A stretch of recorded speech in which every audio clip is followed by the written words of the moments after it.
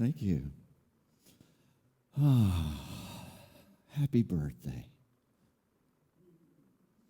Unity in Marin is 55 years old. So we're celebrating.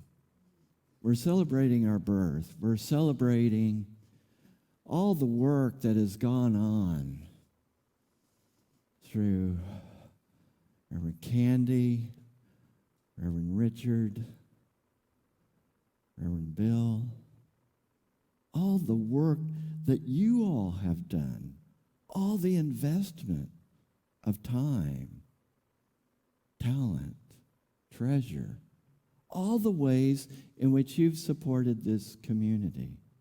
This is your birthday. This is our birthday. We are a spiritual community, including you wonderful love streamers.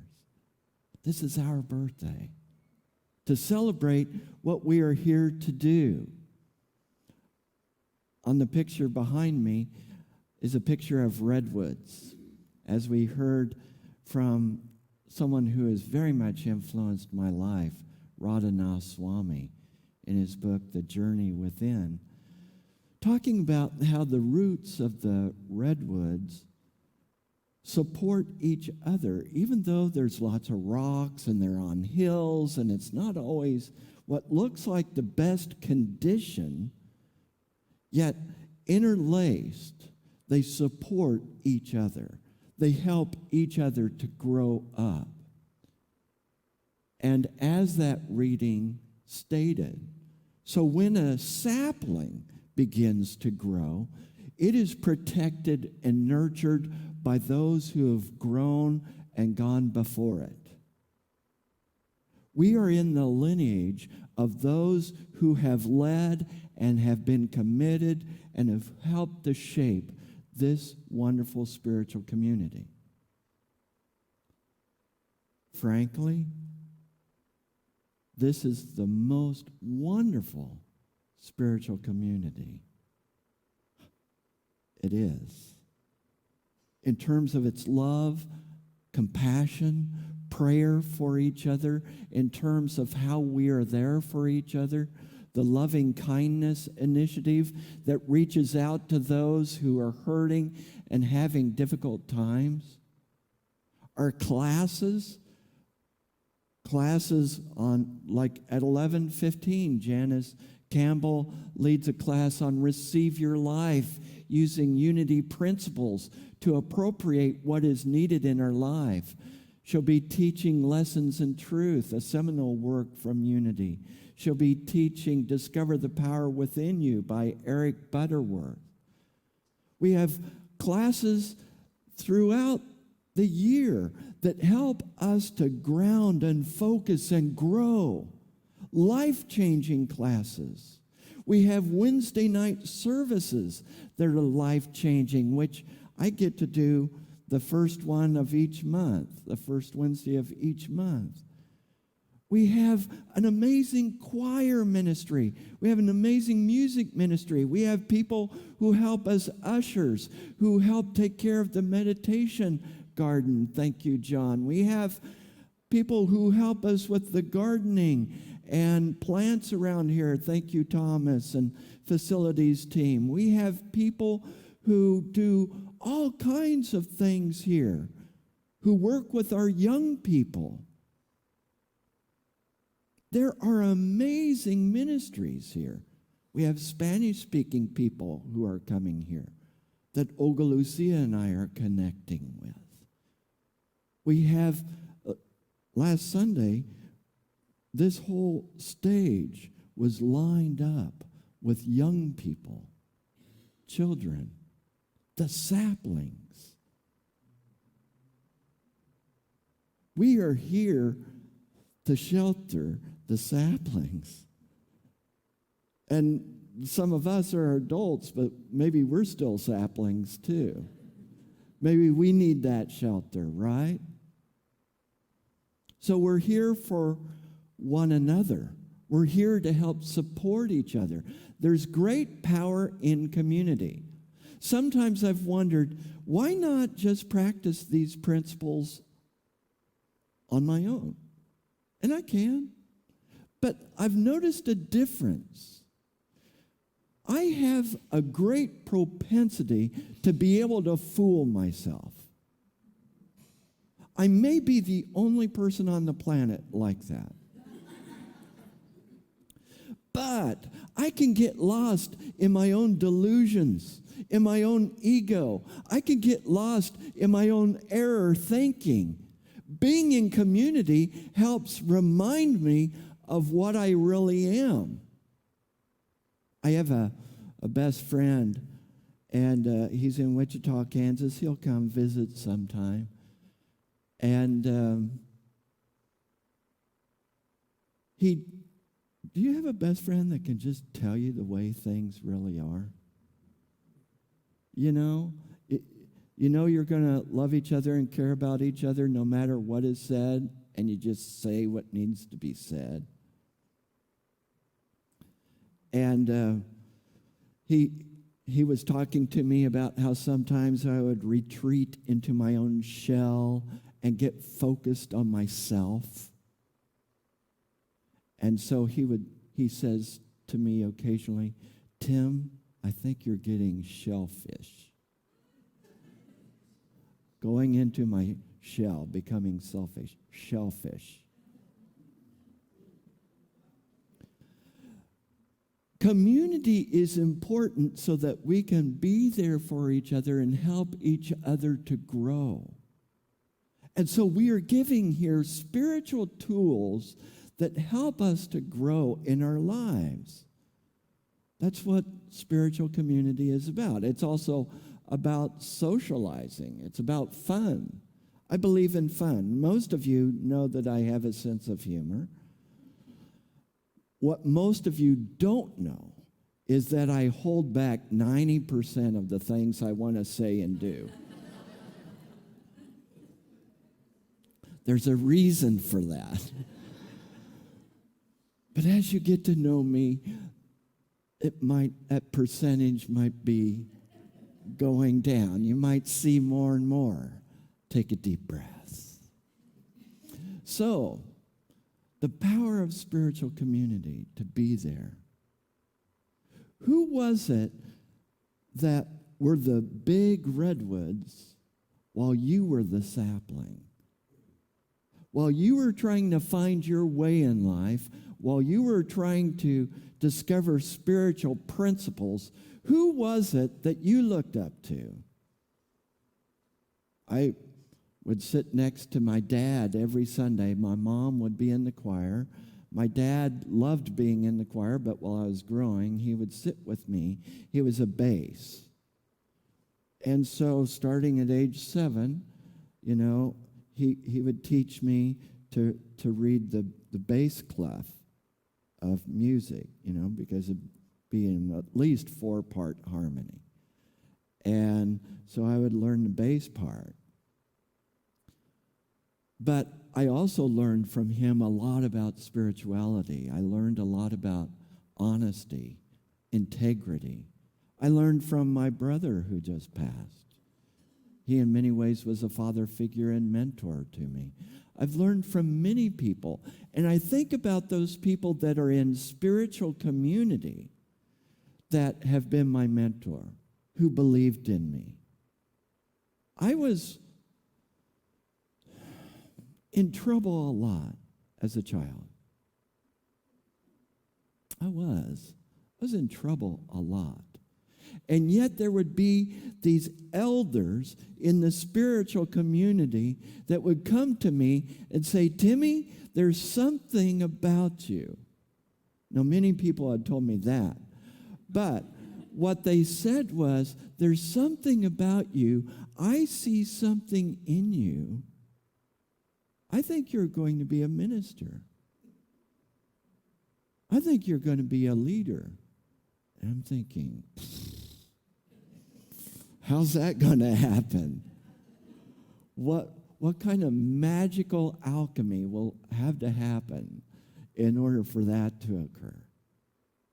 So there were these elders that held me in sacred space. And no matter how I acted, believed in me. How do you pay for a gift like that? What is that worth? To have a spiritual community that loves you and cares about you, not because of what they expect you to become, but because of who you are, loving you for who you are. If you don't know it, that's where you're at right now. That's what this spiritual community is.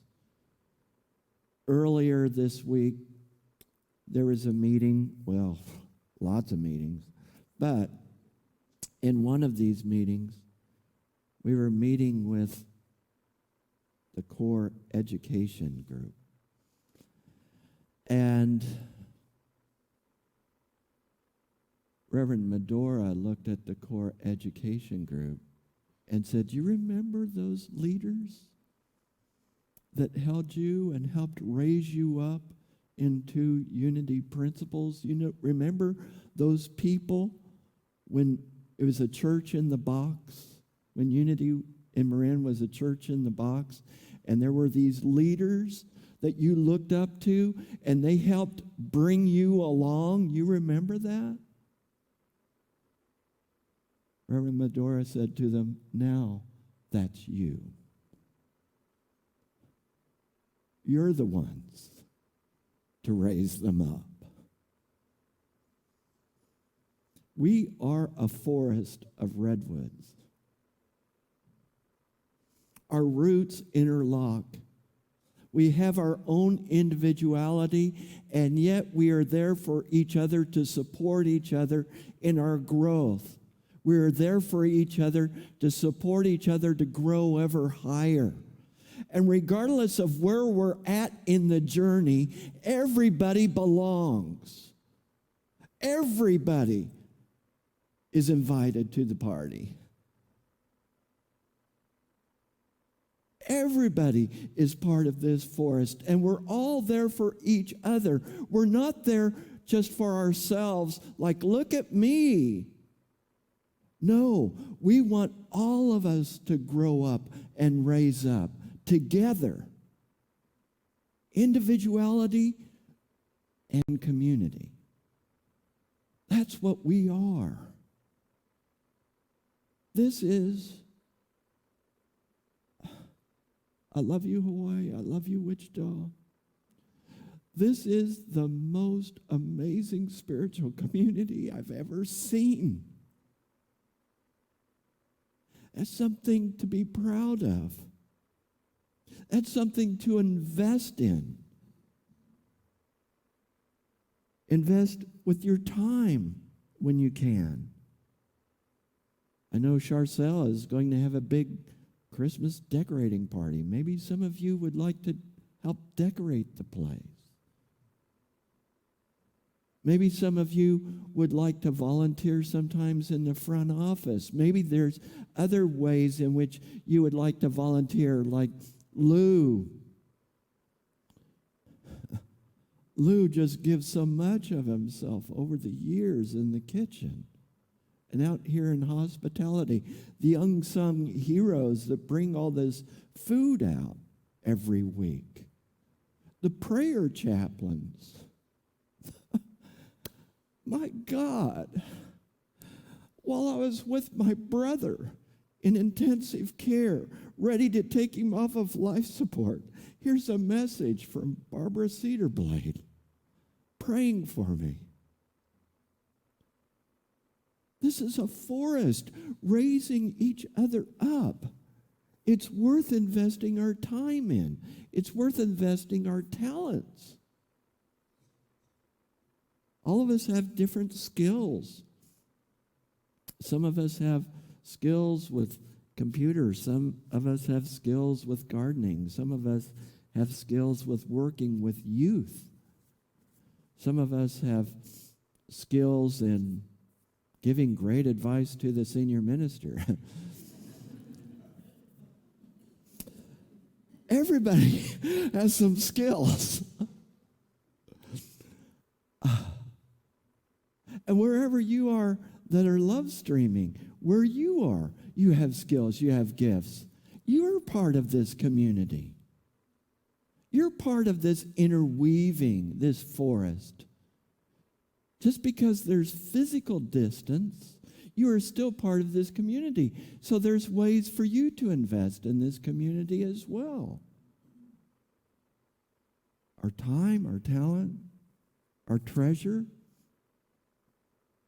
helping to invest. You know, when I think of giving, I think of joy.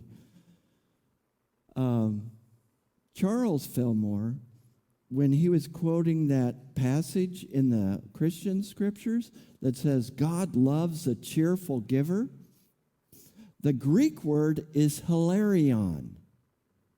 Hilarion. Do you know what English word comes from hilarion? Hilarious.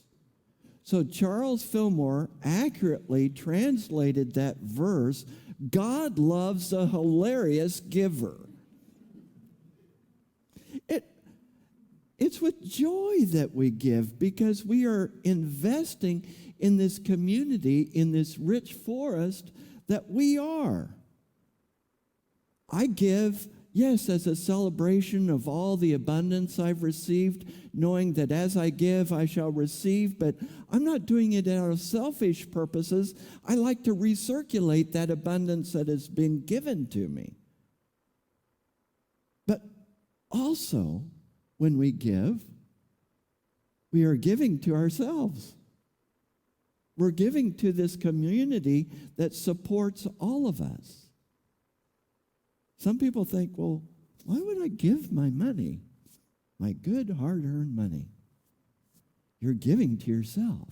You're giving to this community that nurtures all of us, that helps all of us to grow up. That seems like something worth investing in. You may think, well, when I invest, I want to see good returns on my investment. I think there's pretty good returns here in terms of the lives that are touched, in terms of the classes, the youth activities, the beautiful facilities, and the vision that is evolving for outreach into the community and ways to interface with the needs of the wider community. This is a good place to invest, and you can see wonderful returns on your investment. There's a lot of programs I've enjoyed watching on PBS. Do you ever watch PBS? Doc Martin. Love Doc Martin. What is that one with the Episcopal priest? Grant Chester. I love Grant Chester, especially when they had Sidney. I could so relate to him. And Downton Abbey. Oh, yeah. And, you know, when I would watch these shows, this warm, inviting voice would say, we wish to thank the following sponsors. And then it would come down to, and viewers like you. And they would say, this is your station. This is your community. And we are grateful. We are grateful for our spiritual community. And we're grateful for a community like you that all help to support and raise this community up as a healthy, beautiful forest. Thank you.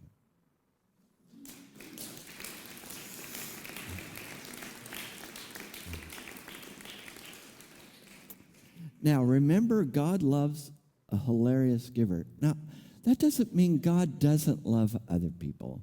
That's a way of saying we can really experience the love, the joy, the alignment with God, the divine presence. We can really discover that abundance when we give in joy.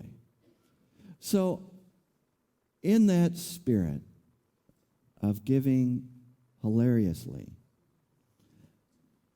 Will you please turn to the person next to you, if you can? And I'd like for our affirmation to be said to one another. Okay? And you can tell me later what you think of this affirmation. So here we are. Okay, please repeat after me. I am part of this rich community. I step up to do what is mine to do. I up my commitment. I up my investment. I up my enthusiasm. I up my joy. Now up yours. Thank you.